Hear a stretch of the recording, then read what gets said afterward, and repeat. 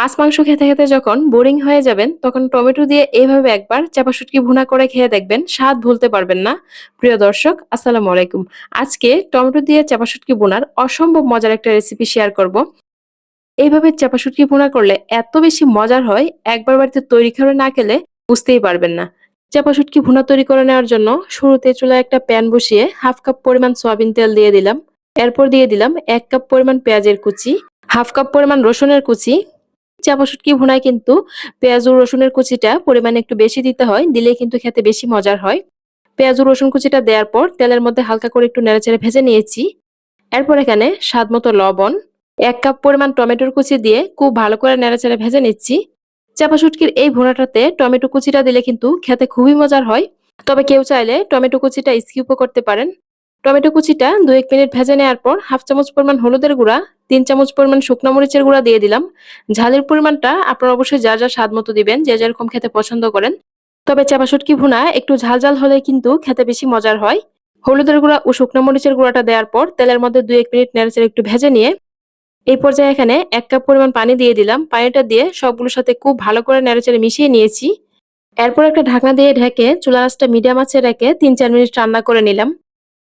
3-4 minute পর ঢাকনাটা তুলে নিচ্ছি। এই পর্যায়ে দেখুন টমেটোটা কিন্তু অনেকটাই সিদ্ধ হয়ে গেছে। এখন এখানে আগে থেকে ধুয়ে পরিষ্কার করে রাখা চাপা শুটকি দিয়ে দিলাম। আমি এখানে 5টার মতো চাপা শুটকি নিয়েছি। আপনারা আপনাদের পরিমাণ মতো নিয়ে নেবেন। আর চাপা শুটকিটা ধুয়ে নেওয়ার সময় আমি একটু গরম পানি দিয়ে ধুয়ে নিয়েছি। এতে করে কিন্তু চাপা শুটকিটা সহজেই পরিষ্কার করে নেওয়া যায়। খুব বেশি গরম পানি না, কিন্তু কুসুম গরম পানি দিয়ে। চাপা শুটকি ধোয়ার ভিডিওটা শেয়ার করলাম না। চাপা শুটকিগুলো দেওয়ার পর ঢাকনা দিয়ে ঢেকে 4-5 মিনিট রান্না করে নিয়েছি। 4-5 মিনিট রান্না করে নেওয়ার পর এই পর্যায়ে ঢাকনাটা তুলে চাপা শুটকির গা থেকে কাঁটাগুলো আলাদা করে নিচ্ছি। এখন গা থেকে কাঁটাগুলো আলাদা করে নিয়ে বেছে ফেলে দিলে কিন্তু খাওয়ার সময় কাঁটাগুলো আর গলায় বাঁধবে না। সবগুলো কাঁটা একইভাবে বেছে ফেলে দিয়েছি। এরপর খুব ভালো করে সবগুলো নেড়েচেড়ে মিশিয়ে নিচ্ছি। এখন দেখুন চাপা শুটকির কাঁটা কিন্তু একটাও নেই। সবগুলো বড় কাঁটা বেছে ফেলে দেওয়া হয়ে গেছে। এখন এখানে কয়েকটা কাঁচামরিচের ফালি দিয়ে দিলাম। কাঁচামরিচটা দেওয়ার পর একটু নেড়েচেড়ে মিশিয়ে দিয়ে ঢাকনা দিয়ে ঢেকে দিলাম।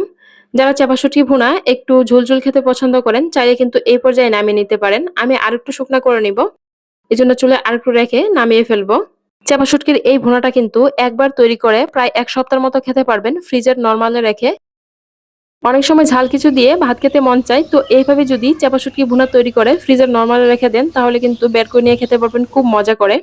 তো চাপা শুটকি ভুনাটাকে আরেকটু শুকিয়ে তারপর চুলা থেকে নামিয়ে নিয়েছি। নামিয়ে নিয়ে গরম গরমে একটা প্লেটে সার্ভ করে নিয়েছি। তো দেখুন রান্না করে নেওয়ার পর কত সুন্দর কালার এসেছে চাপা শুটকি ভুনাটায়। আজকের টমেটো দিয়ে চাপা শুটকি ভুনার রেসিপি কেমন লেগেছে কমেন্ট করে জানাতে ভুলবেন না। আর এরকম সহজে মজার মজার রেসিপি পেতে আমার ইউটিউব চ্যানেল সাবস্ক্রাইব করার অনুরোধ রইল। যারা ফেসবুক থেকে দেখছেন প্লিজ পেজটাতে একটা লাইক ও ফলো দিয়ে দিবেন। ভিডিওটি এখানেই শেষ করব। সবাই ভালো থাকবেন। আল্লাহ হাফেজ।